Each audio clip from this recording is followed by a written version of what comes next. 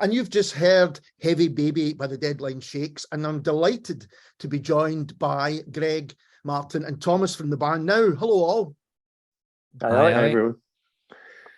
So the new album, Documentaries, what can you tell us about it? Documentaries is our second album. Our first album was called Zealots and was released way back in 2015. And it's been, the product of a few years of work, and lots of life experiences happened to us in that period of time that have kind of made their way into the lyrics and some of the musical approach as well.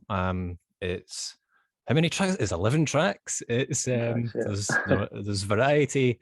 There's some mad lyrics. There's some interesting musical moments. Hopefully, I were really chuffed that it's finally coming out after a long time.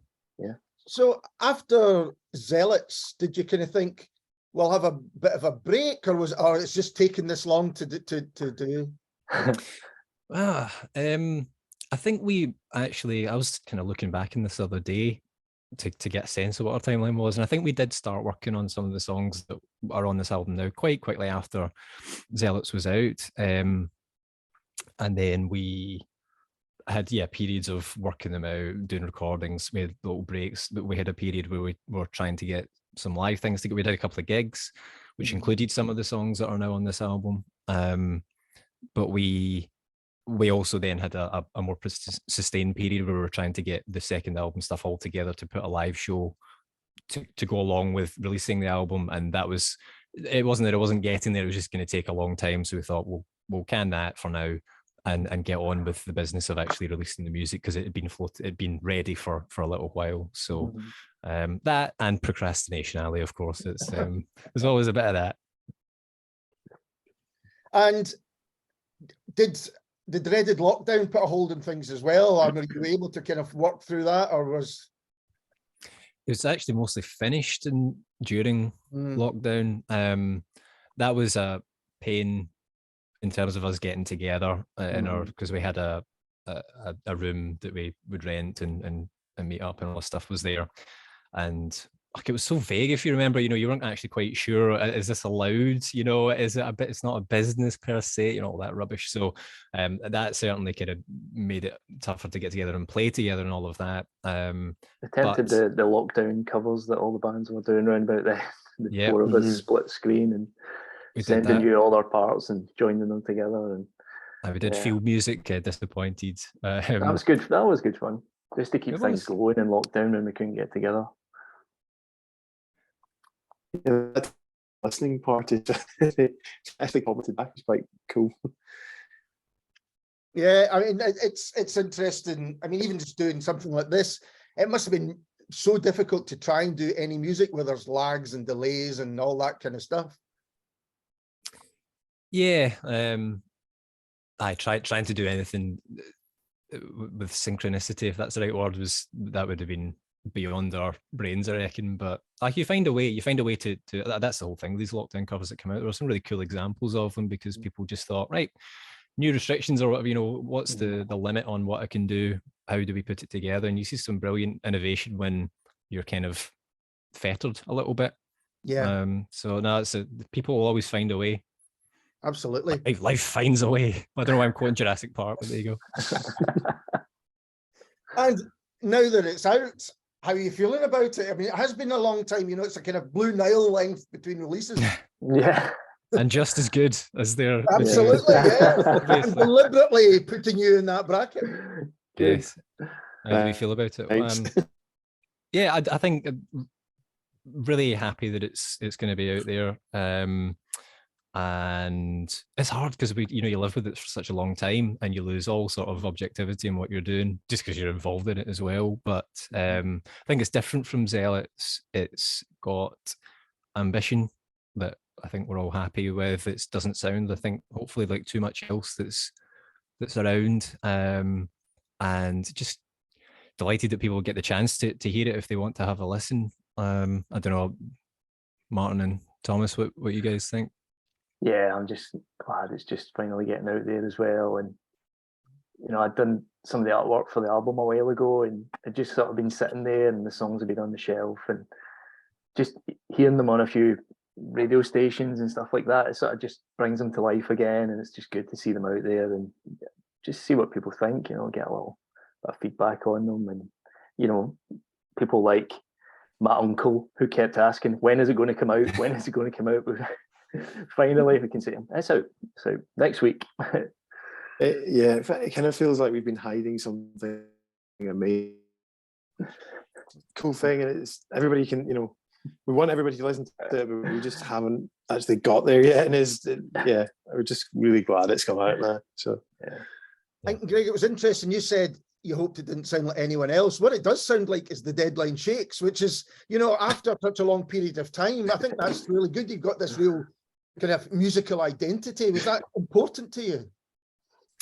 I think it's just a byproduct. I don't think it's something that we make an effort to, so we have to do things in a particular way to make it sound like us. It just does sound like us because I don't want to say something pretentious or at all egotistical about this, because we just do it, and that's the way it ends up sounding. But I think there are quite a lot of different approaches to the way that we started the songs, and probably more keys and piano roots of the songs this time. The first album's probably a bit more folky, had some folky elements and acoustic instruments and banjos and stuff more than this one does. There is one banjo on it at one point, I think.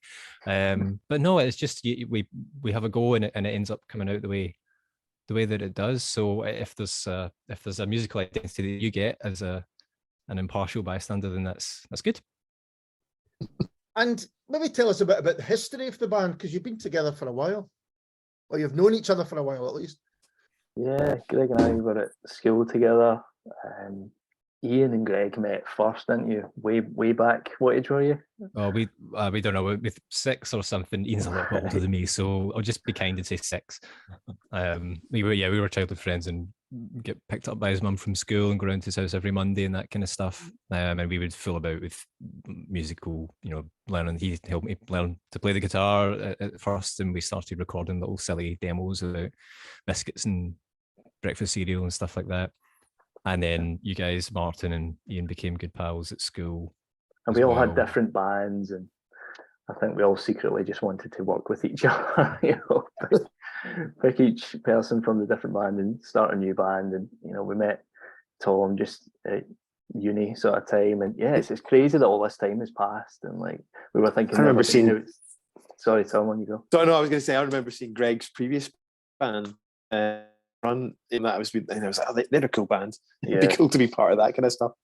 And then eventually you are. I know, we're all together. I know. I can assure you they were not a cool band.